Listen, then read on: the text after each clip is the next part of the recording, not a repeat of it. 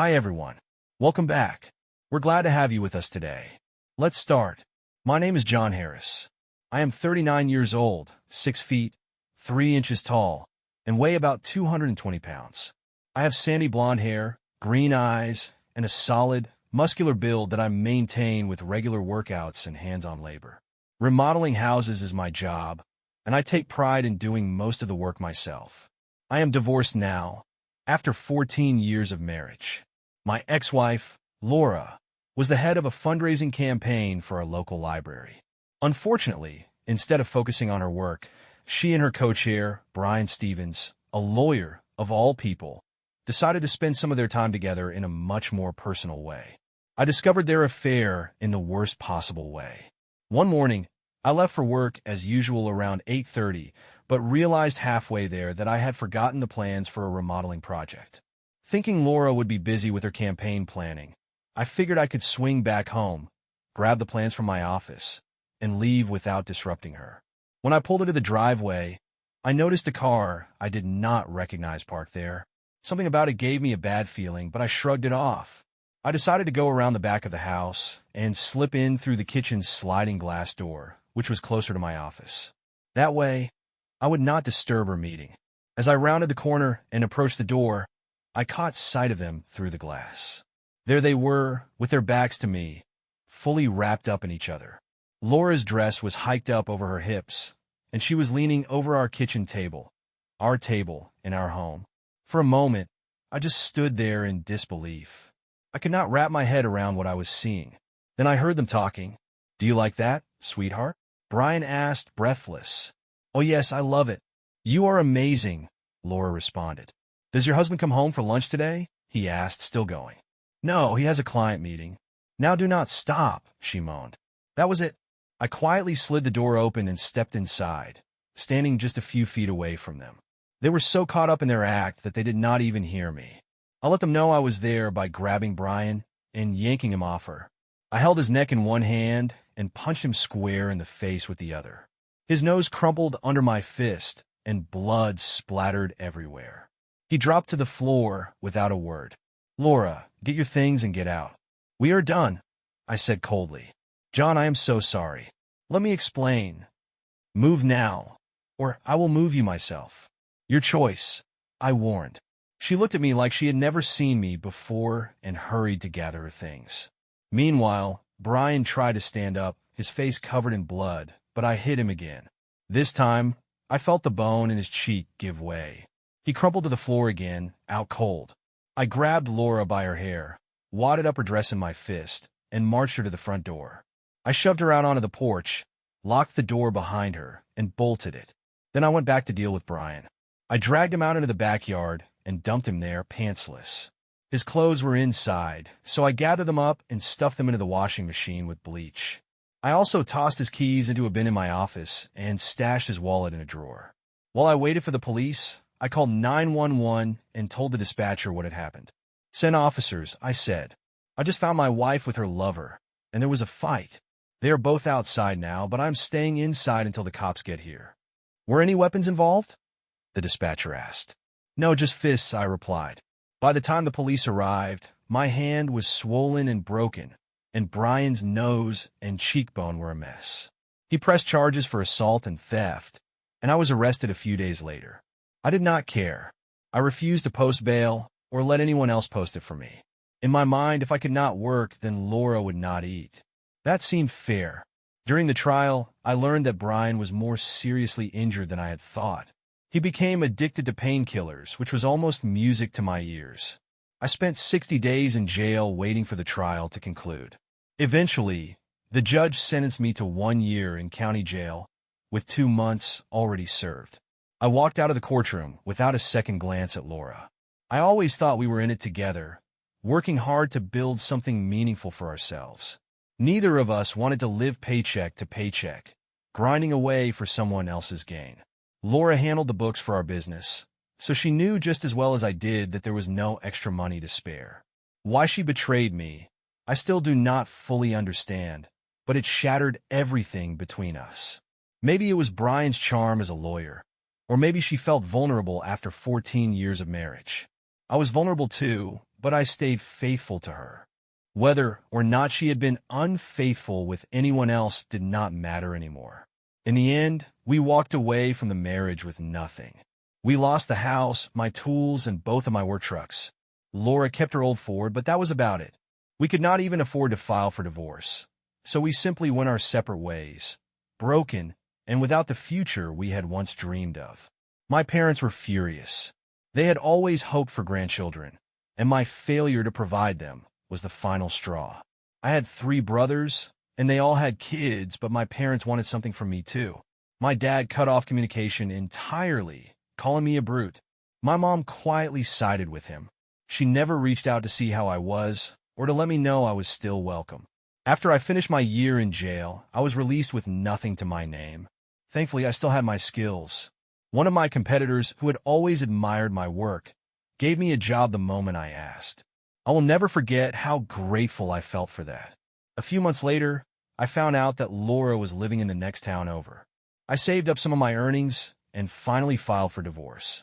She did not contest it, and the whole thing was finalized in 6 months, the mandatory minimum. Not long after, my parents were killed in a terrible car accident. It was a foggy night, and they failed to slow down. Their car collided with a semi creeping along the road. Moments later, another semi plowed into them from behind. The crash was fiery and fatal. My brothers inherited nearly everything: cash, stocks, properties, my mother's jewelry. Meanwhile, I got a single item from the will: a decrepit, run-down house in a small northeastern Colorado town, valued at $7,000. It felt like my parents were sending me a message, their final judgment of what they thought of me. The house was worthless, just like their opinion of me. Still, the house came with a renter, a young widow named Sarah Walker, and her 3-year-old daughter, Emily. Sarah's husband had been killed in Iraq around the same time their daughter was born. The town was 80 miles from where I lived, but I decided to go see the property and meet my tenant. When I arrived, I was shocked by the state of the place. It was practically falling apart. Sarah had been paying $450 per month, plus utilities, and the heating bill was sky-high because the windows were drafty and there was no insulation. The whole place was a disaster. I could not stomach the idea of her living like that, so I told her she would not have to pay rent anymore. I also offered to remodel the house, while she and Emily lived in one section and I worked on the rest. Sarah was stunned by my offer, but gratefully agreed. I knew I needed materials, so I asked my boss if I could use leftover supplies from our job sites. He agreed, figuring it was better than hauling the excess to the dump. I also arranged to work 3 13-hour days each week, so I could spend the rest of my time on the house. My boss was skeptical, but he let me try it. I went to the local bank and managed to get a $3,500 loan, using the house as collateral.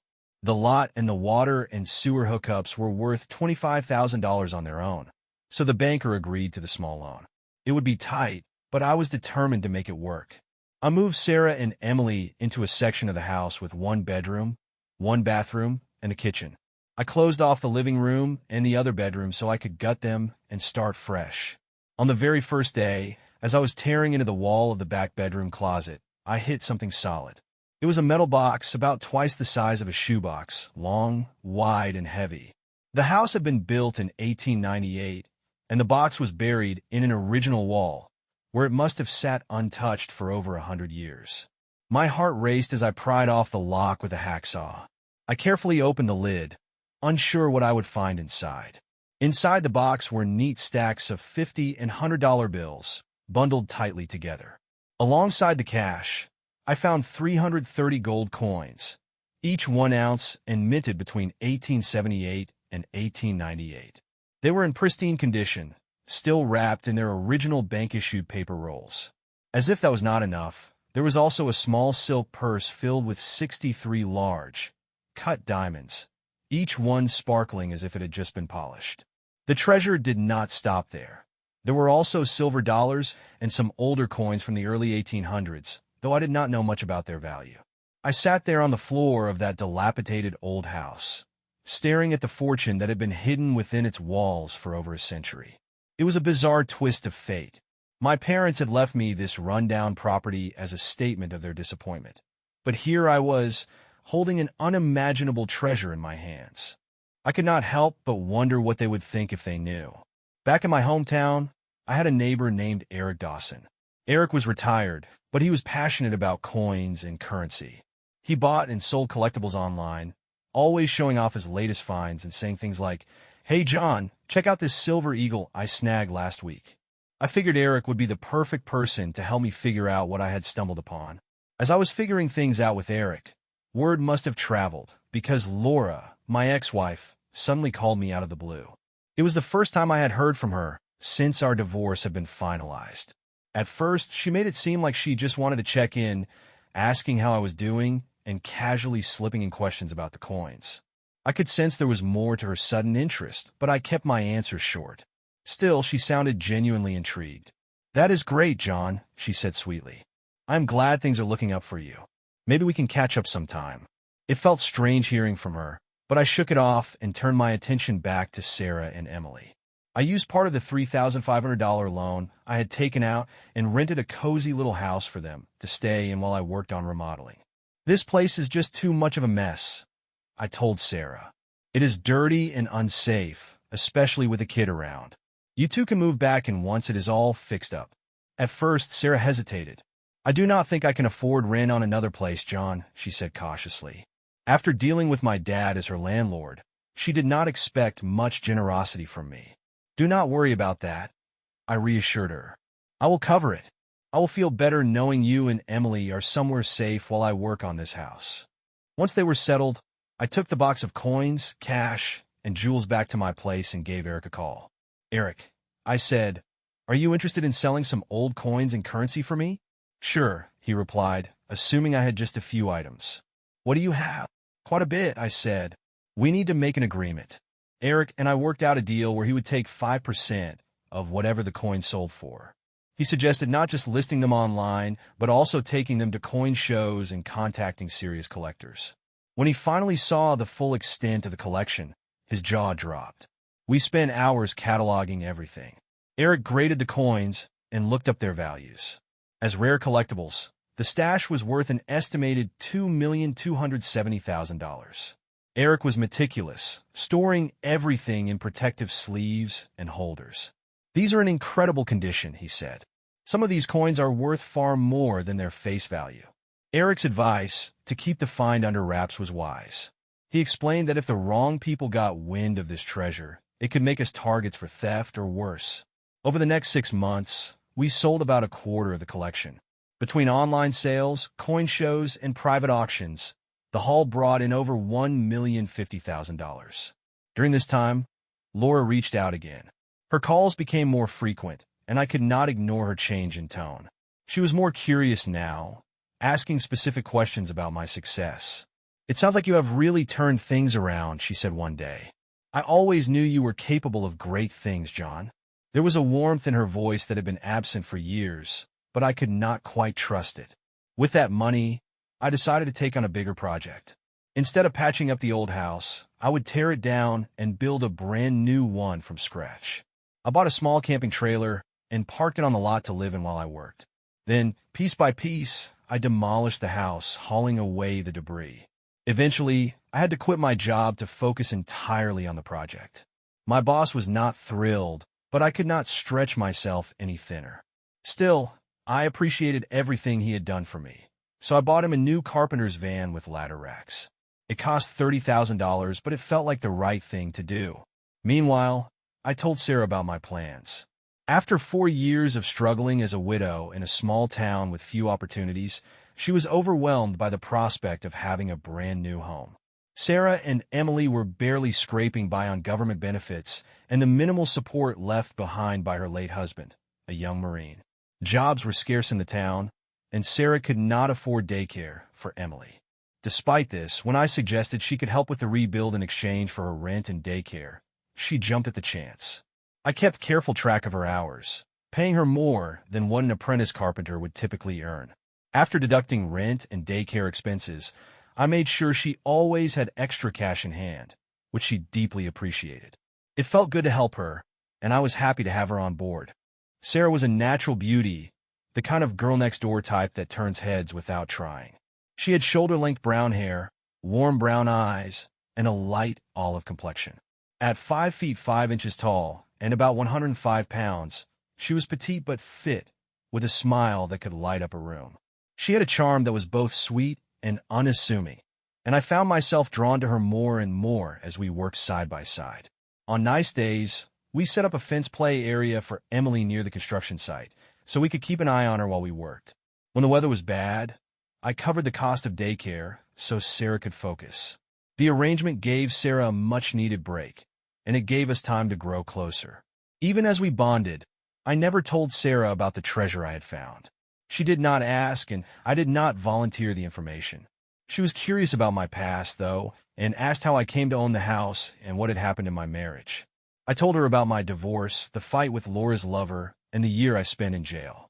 I also explained how my parents had left me the house as a kind of insult, their way of showing me how much they disapproved of me. When I asked if my dad had treated her all right as her landlord, Sarah lowered her eyes and shrugged, refusing to meet my gaze. Her silence troubled me, but I decided not to press the issue.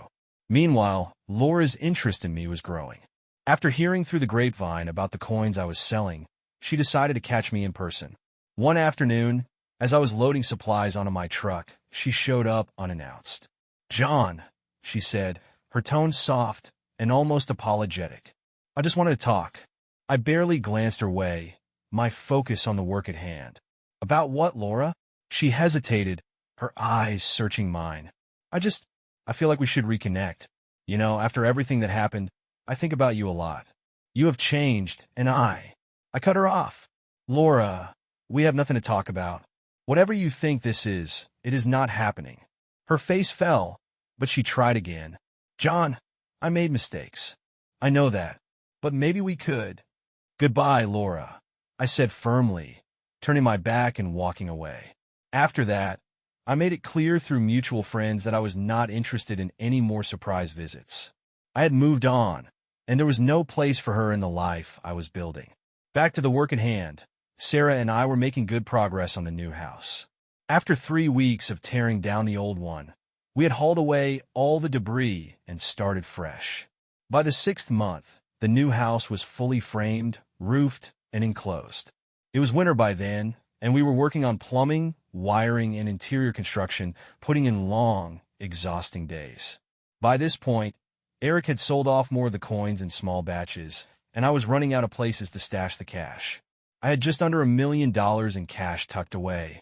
One Friday night, as we wrapped up another grueling work week, I looked at Sarah and said, "Let's take a break for a couple of days. We need to recharge and see something outside of this house." She raised an eyebrow. "Is something wrong?" "No," I said with a smile. "I just think we both need a breather. Let's take Emily to the Denver Zoo tomorrow. What do you think?" Sarah's face lit up. "Emily has never been to the zoo. She would love that, and I think I would too." The next morning, I picked them up at 9, and we made the 3-hour drive to Denver.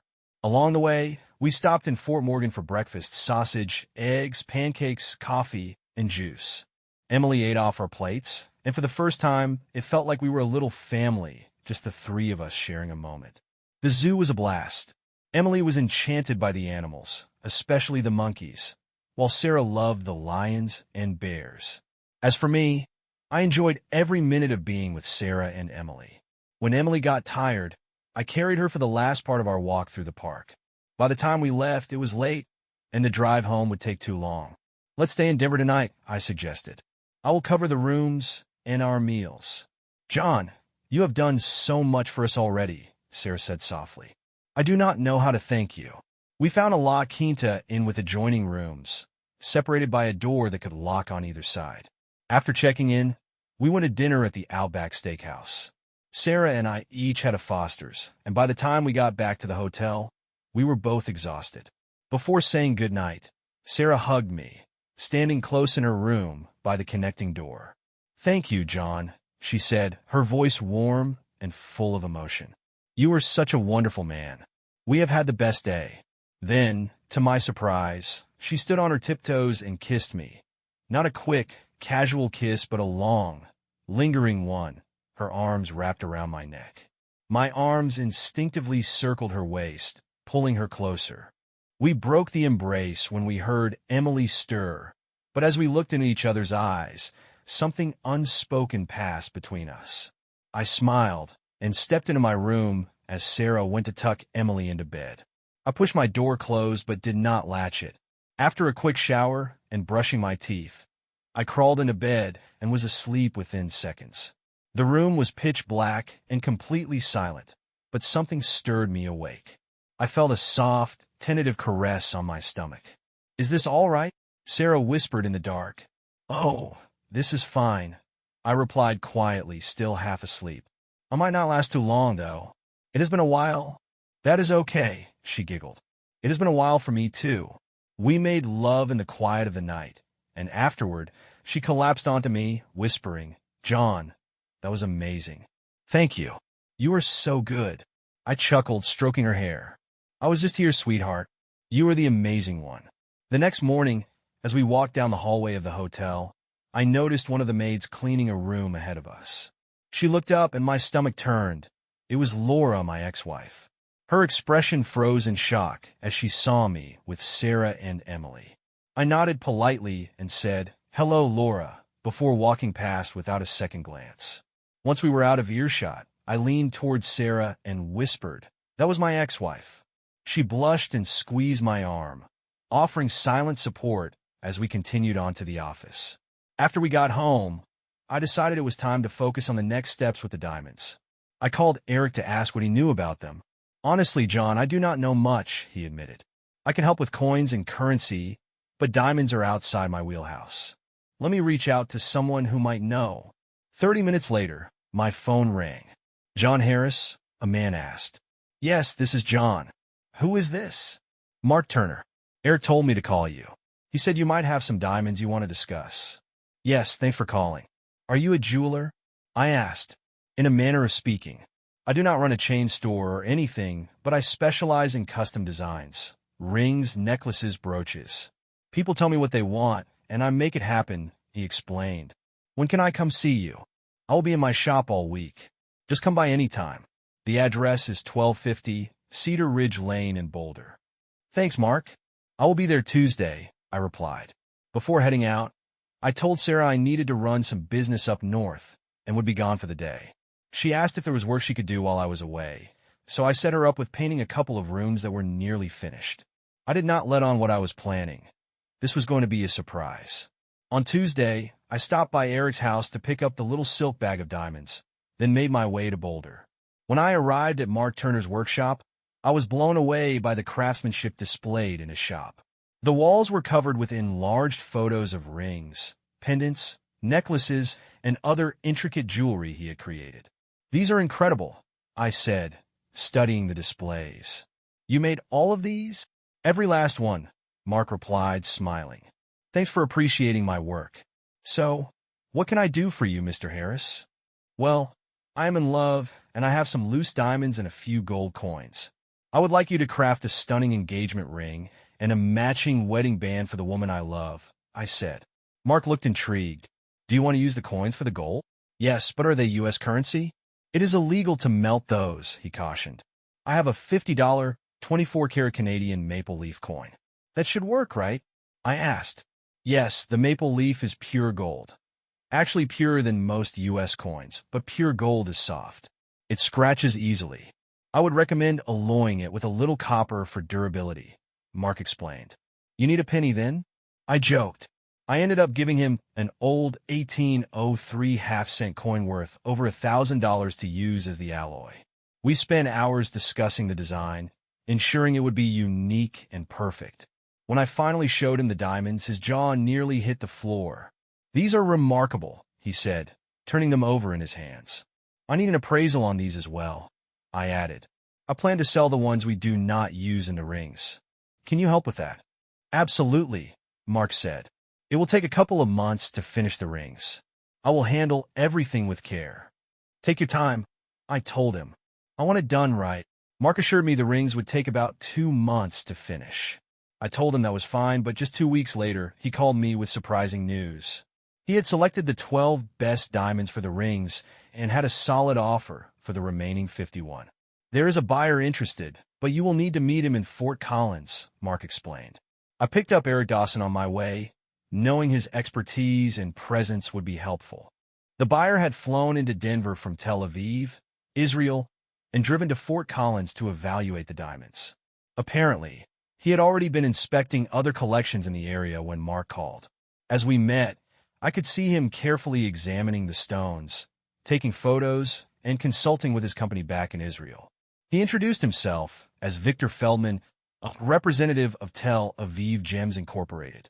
Mr. Harris, Feldman began, we have determined that these diamonds were cut in Tel Aviv around 1880.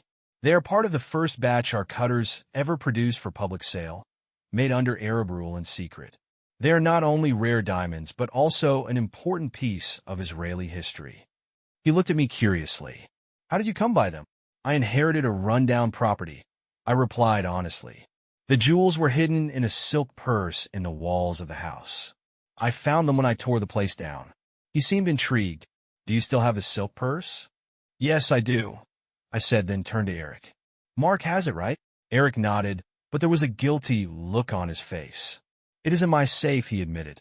I was hoping to keep it after the transaction. It has value too, John. I shook my head, but kept my tone neutral. Let us sort out the diamonds first. Feldman got straight to the point.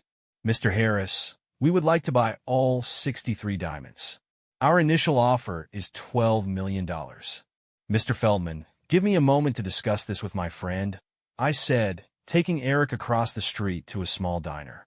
It was Free Pie Wednesday, so we ordered coffee and sat down to talk. What do you think, Eric? I asked. Well, John, it is up to you. You still have $3 million or so in coins and currency left to sell, and I had no idea these diamonds would be so valuable. They clearly mean a lot to them as a national treasure, he replied thoughtfully. I nodded deep in thought. What about the 12 diamonds Mark set aside for Sarah's rings? Should I let him have those too? That is your call, Eric said, but I had already made up my mind. Never mind, I said. I know what I am going to do. Let us head back. When we returned, I addressed Feldman. Mr. Feldman, the 12 diamonds are not part of my offer. I am selling 51, and that is all. Please make a fair offer for those. Feldman's expression tightened. He excused himself to make a call to Tel Aviv.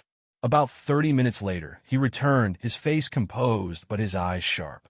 Mr. Harris, he began, I understand the sentimental value these 12 diamonds may have to you, especially if they are intended for someone special. But for us, this collection is a link to our heritage. These diamonds represent the foundation of our craft, and it would be a great honor for Israel to reclaim them as a whole. We are willing to offer double our original price, $24 million, for all 63. His offer was staggering, but I asked for more time to consider. Mr. Feldman, I will need to think this over. Please stay in Fort Collins for a week while I decide. I told Mark to hold off on crafting the rings for now and bundle up all the diamonds in the silk purse. I said I might need to contact buyers in London and Zurich to explore their value. In truth, I never made those calls. Instead, I went home to think. The situation weighed on me heavily. On one hand, these diamonds were priceless to Victor Feldman and his people, so much so that they were willing to pay far beyond their actual market value to reclaim them as part of their history. On the other hand, I could not help but think about Sarah.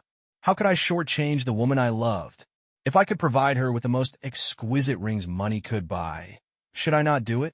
Then again, a ring, whether worth millions or just thousands, still carries the same message. Even Elizabeth Taylor, who had some of the most expensive jewelry in the world, went through 8 or 9 husbands. While I wrestled with my decision, Laura decided to make her move. I had seen her at her lowest, cleaning rooms at the lodge, but something about seeing me with Sarah and Emily seemed to reignite something in her. She began calling more frequently, leaving voicemails about how she had changed and wanted to talk. She even showed up at my house one day, unannounced. "John, can we talk?" she asked, standing on my doorstep with an almost pleading expression. "There is nothing to talk about, Laura," I said firmly, blocking the doorway. Her tone became more desperate. "I know I made mistakes, but I was young and stupid. We had so many years together, John. You cannot just throw that away." "I'm not throwing anything away. I already let it go, and you should too," I replied unmoved. She tried everything: apologies, sweet talk, even guilt trips.